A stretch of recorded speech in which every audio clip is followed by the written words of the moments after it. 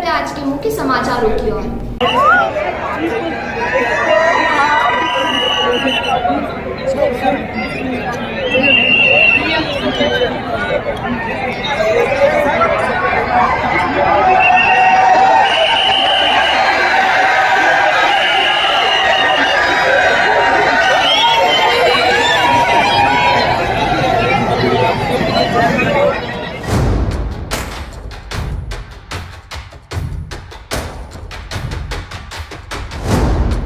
महाकाल का बुलावा आया और ये बेटा आए बिना कैसे रह सकता है।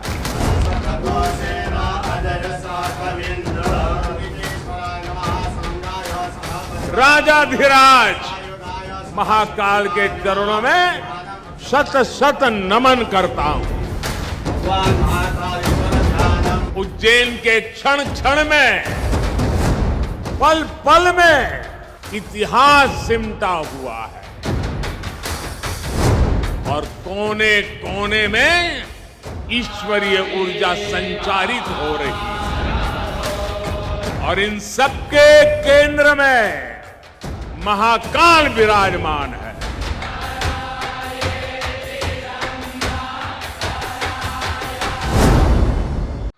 बाबा महाकाल की नगरी उज्जैन में श्री महाकाल लोक के उद्घाटन के बाद जय श्री महाकाल का जयकार लगाते हुए पीएम मोदी ने अपने भाषण की शुरुआत की। पीएम मोदी ने उज्जैन की पवित्र भूमि पर आए साधु संतों तथा अन्य सभी लोगों का स्वागत किया। पीएम ने कहा कि उज्जैन की यह ऊर्जा, यह उत्साह, यह आभा, आनंद महाकाल की महिमा से महाकाल लोक में साधारण कुछ भी नहीं, सब कुछ अलौकिक और असाधारण है।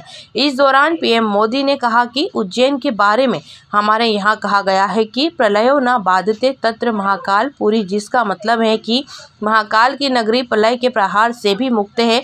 हजारों वर्ष पूर्व जब भारत का भौगोलिक स्वरूप आज से अलग रहा होगा, तब से यह माना जाता रहा है कि उज्जैन भारत के केंद्र में है। एक तरह से ज्योतिषीय गणनाओं में उज्जैन न केवल भारत का केंद्र रहा है, बल्कि यह भारत की आत्मा का भी केंद्र रहा है।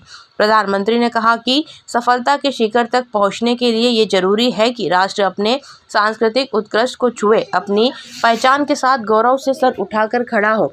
उज्जैन के क्षण क्षण में, पल पल में इतिहास सिमटा हुआ है, कण कण में अध्यात्म समाया हुआ है। उन्होंने बताया कि यह कालचक्र का 84 कल्पों का प्रतिनिधित्व करते 84 शिवलिंग है। यहाँ 4 महावीर है, 6 विनायक है, 8 भैरव है, 8 मातृकाएँ हैं, 9 ग्रह हैं, 10 विष्णु है, 11 रुद्र है, 12 आदित्य है, 24 देवियाँ हैं और 88 तीर्थ हैं।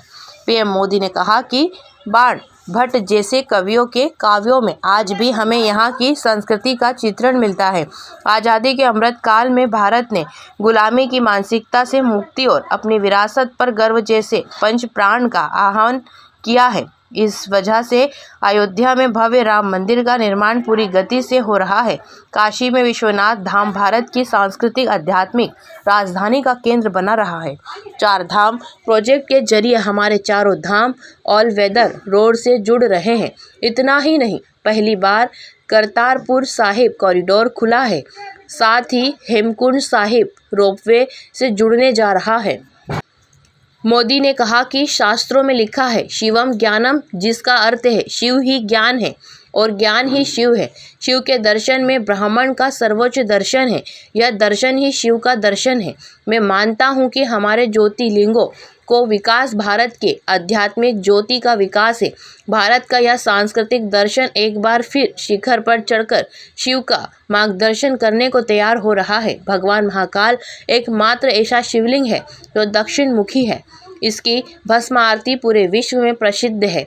यह भक्त भस्म आरती जरूर करना चाहता है जो शिव स्वयं भूति विभूषणा हो, जो शिव खुद को भस्म को धारण करने वाले हैं। वह नश्वर और अविनाशी है। जहाँ महाकाल है, वहाँ काल खंडों की सीमाएं नहीं होती।